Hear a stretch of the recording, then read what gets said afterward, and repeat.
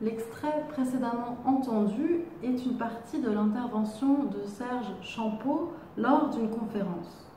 Son propos se focalise sur les changements dans le monde de la presse avec l'émergence d'Internet. Il observe en effet que les journalistes ont des moyens de diffusion plus variés qu'auparavant, avec la presse papier, mais aussi une présence sur le net, comme les journaux français Libération, Le Figaro ou Le Monde. Le lecteur, quant à lui, il était très passif dans la presse traditionnelle et devient actif avec Internet, où il réagit, il crée lui-même des contenus et interagit avec les journalistes. Monsieur Champeau, observateur de ce phénomène, pense qu'il comporte certains risques qu'il compte au nombre de 3.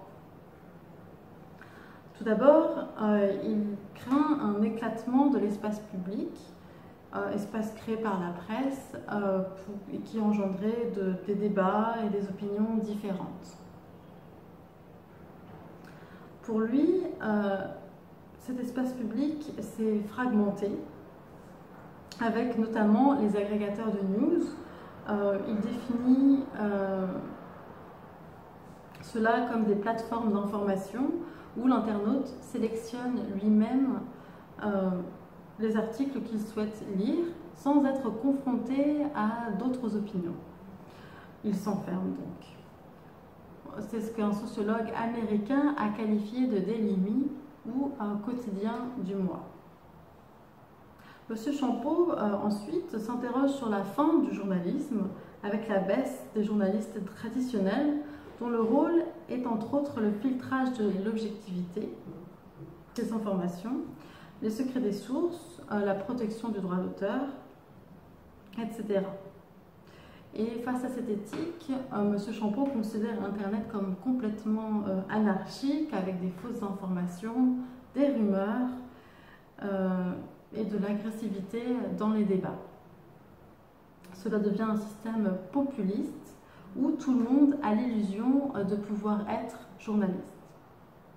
Enfin, M. Champeau parle du financement de l'apparition d'un nouveau phénomène, le freemium, contraction de free, gratuit, et de premium, offre payante, avec l'apparition de parties gratuites pour la presse numérique qui sont souvent financées par des publicités et donc qui influencent parfois la qualité des contenus ou la mise en avant de certains articles.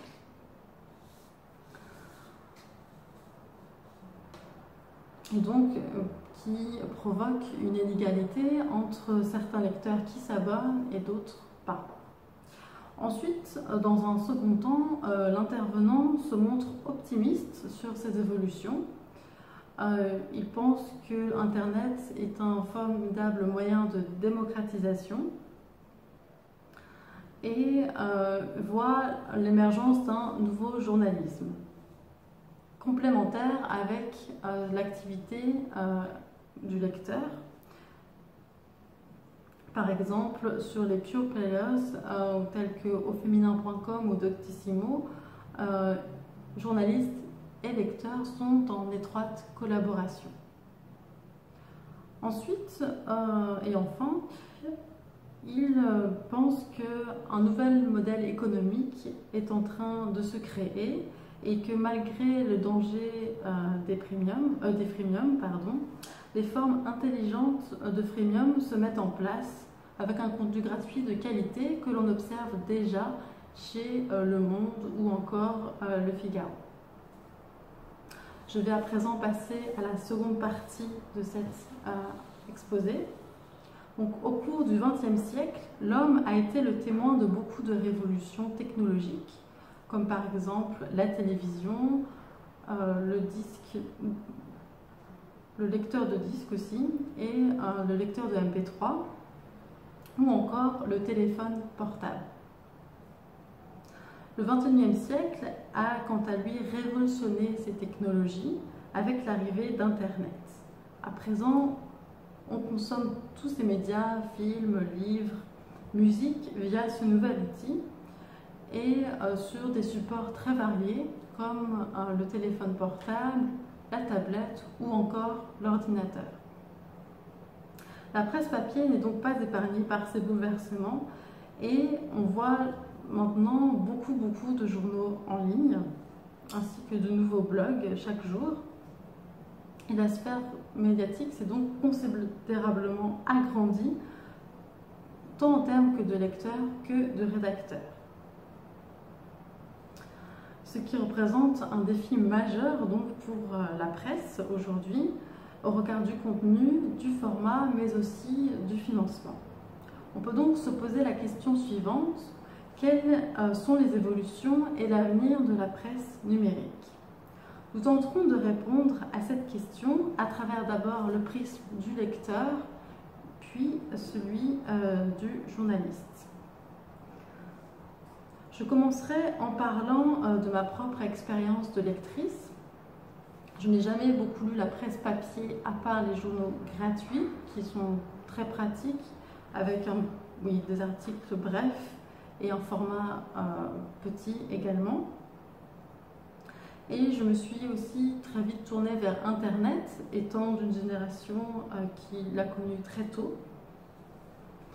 Et parfois, je laisse même des commentaires ou je partage des articles que j'aime ou pour donner mon avis sur un sujet qui m'intéresse.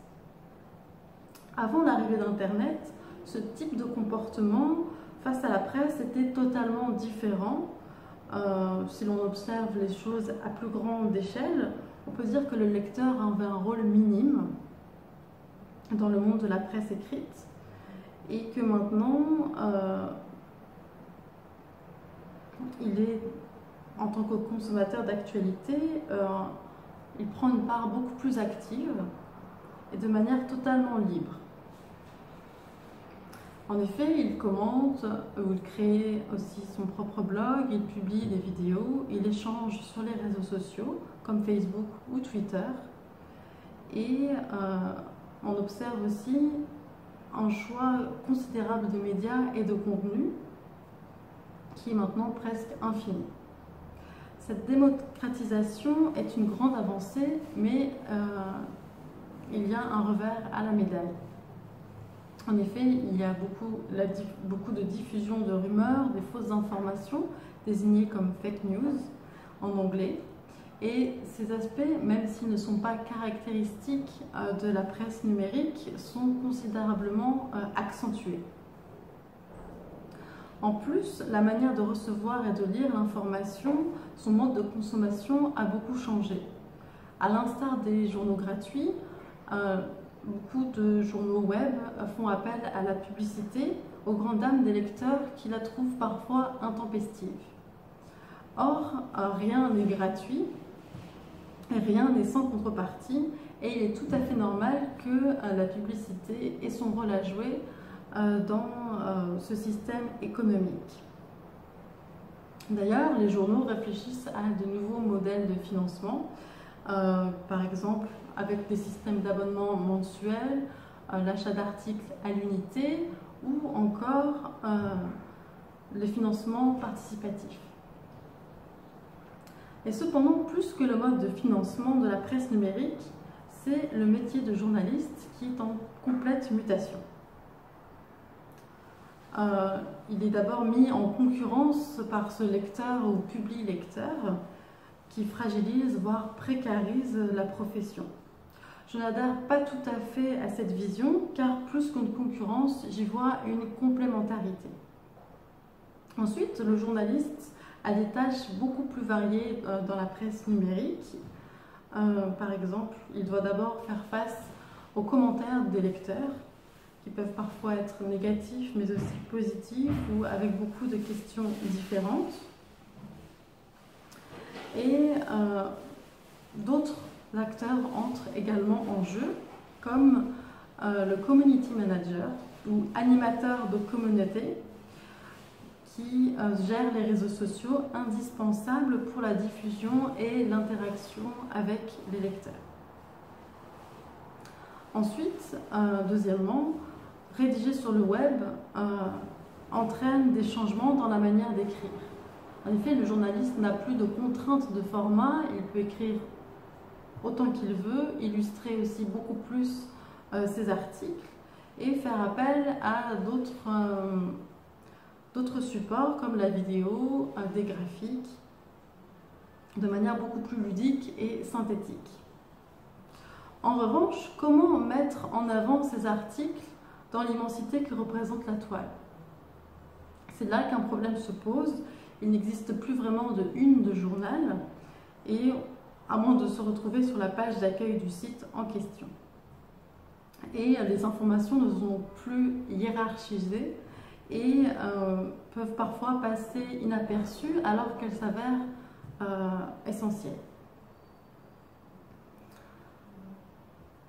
Et ce phénomène est bien sûr accentué par le système de référencement, soit les recherches par mots-clés, qu'on utilise notamment sur Google ou d'autres moteurs de recherche.